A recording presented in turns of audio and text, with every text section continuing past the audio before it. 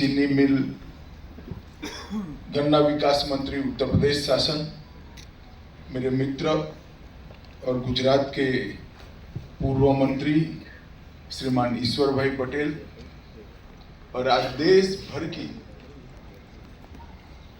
National federation of cooperative sugar factories limited के सभी प्रतिनिधिगण यहाँ आए हैं।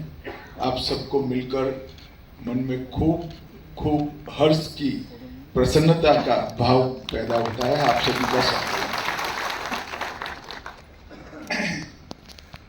भाई बहनों, हमारा देश बहुत पुराना सहकारिता आंदोलन का साक्षी रहा। सहकारिता कानून में ढली इसके पहले हमारे देश में सहकारिता का भाव हमारी संस्कृति का अभिन्न अंग रहा है।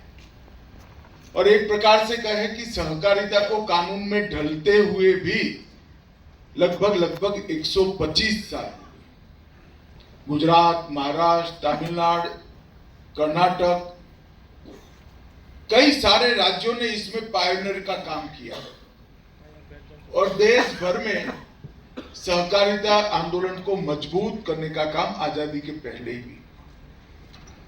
परंतु आजादी के बाद धीरे धीरे एक प्रकार से जैसे इकोनॉमी पॉलिसियां बदलती गई, सहकारिता आंदोलन में जरूरी बदलाव भी नहीं किए गए, कानूनों में जरूरी बदलाव नहीं किए।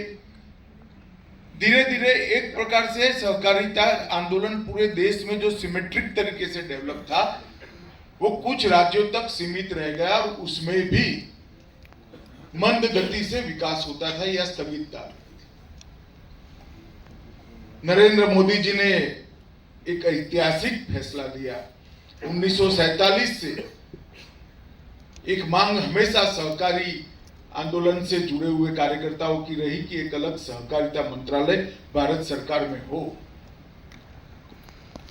1947 से अब तक 2 साल पहले तक सहकारिता मंत्रालय एक कृषि मंत्रालय के जॉइंट सेक्रेटरी में सीमित रहकर रह गए। उसको केवल राज्य सरकारों के भरोसे छोड़, और राज्य सरकार के भरोसे छोड़ने के बाद राज्य सरकारों ने बहुत अच्छा काम किया, मगर इसके लिए राष्ट्रीय स्तर से इसकी वैश्विक स्पर्धाओं के कारण जो बदलाव हमारे कोऑपरेटिव स्ट्रक्चर में करने चाहिए और इसके हिसाब से पूरे देश की एक नीति बननी चाहिए, इसकी जगह हर राज्य की कोऑपरेटिव पॉलिसियां बनने की शुरुआत। जब स्वाभाविक रूप से कोई राज्य कोऑपरेटिव पॉलिसी बनाता है तो उसके ध्यान में वो राज्य की चैलेंजेस